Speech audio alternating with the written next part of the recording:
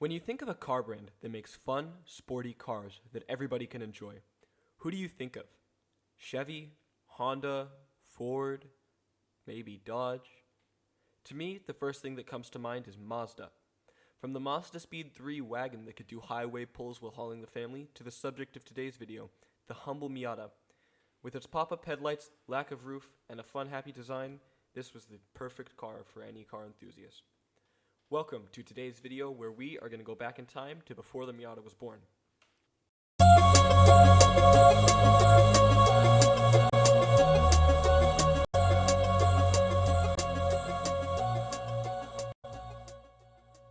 In the late 1970s, automotive journalist Bob Hall had the opportunity to meet with the executives of Mazda at their headquarters in Hiroshima.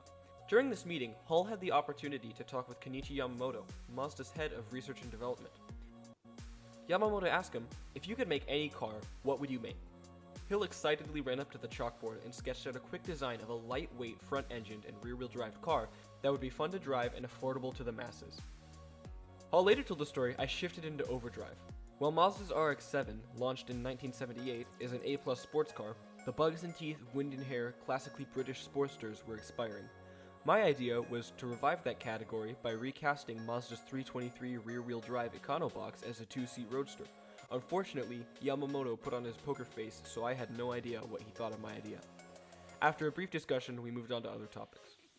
Hill really wanted to convince Yamamoto to let him build his idea for a sports car for Mazda, so he and some friends arranged for Yamamoto to borrow a Triumph Spitfire to drive it to work one day. They convinced him that instead of taking the crowded freeway, that he should instead take the scenic mountain roads. He was hesitant at first, but decided to give it a try.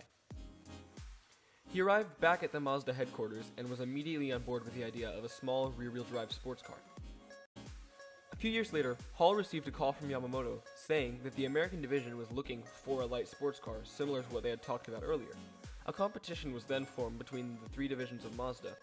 Two divisions in Tokyo, one working on front-engine front-wheel drive and one working on rear-engine or mid-engine and rear-wheel drive, with the US in New York working on a front-engine rear-wheel drive. To make a long story short, the American division had the worst rough draft, and it was only by the kindness of Yamamoto that they were allowed to make a clay model.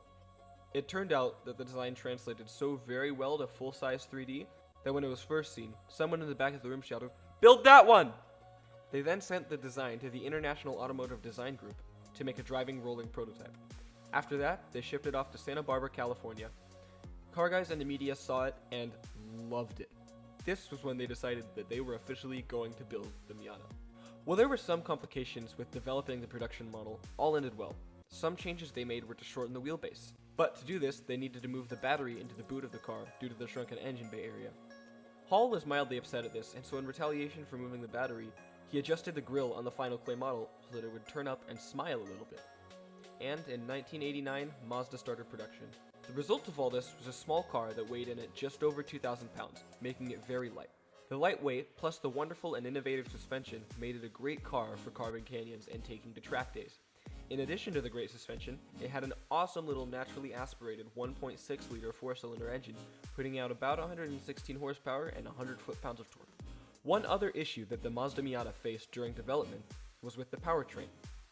You see, in all cars that are front-engine and rear-wheel drive, there's an issue where the drive shaft will move up and down due to the torque of the engine. This would create minor power deficits, but in a car with just 116 horsepower, every tiny percent counts. So they added extra support brackets to the rear transaxle and drive shaft, giving the car an awesome responsive feel and mitigating that power loss. Given with the engine in the Miata were the options for a 5 and 6-speed manual gearbox. Both of these were wonderfully engineered and made the car so much of a driver's car that they created a whole racing series featuring only the Miata. More on this in part 3 of the video coming up in a few weeks. All of these things combined made the Miata the perfect car for any car enthusiast, and the fact that the Miata launched at a price of just over 15,000 USD, it was an extremely affordable car. No wonder that they are the best-selling two-seat sports car ever made. This led to the Miata developing an awesome community for modding these things to do whatever you wanted. Off-roading? Got it. Drifting? Of course, you bet. Autocross? It was practically built for it. Track days? You name it. It's there. The community behind the Miata is awesome and allows for almost anything to be done to the humble car. Really quickly, I want to shout out the Miatas and Predicaments Facebook group, because they've been so helpful. They've given me a lot of the fun facts in this video, and I couldn't have made this without them, or I could have, but it would have been a lot lower quality. So thank you guys. Why don't you consider giving it a join? I'll put a link in the description. So today, the Miata still puts smiles on many people's faces, and it has been one of Mazda's most successful cars ever, all because one man wanted to make a 60s sports car in the modern world. So, after hearing this, when you think of a fun car brand that makes fun sports cars for anyone to enjoy, who do you think of? Me? It's still Mazda, and it will always be Mazda. Miata is always the answer. Thank you guys so much for watching. This is part 1 of a 3-part series. In the next couple weeks, part 2 will drop, and we will talk about the 2nd, 3rd, and 4th generation of the Miata, as well as possible future ideas for it. And stay tuned for part 3 in probably about a month, where we will discuss the history of the Miata in motorsports. Thanks for making it to the end.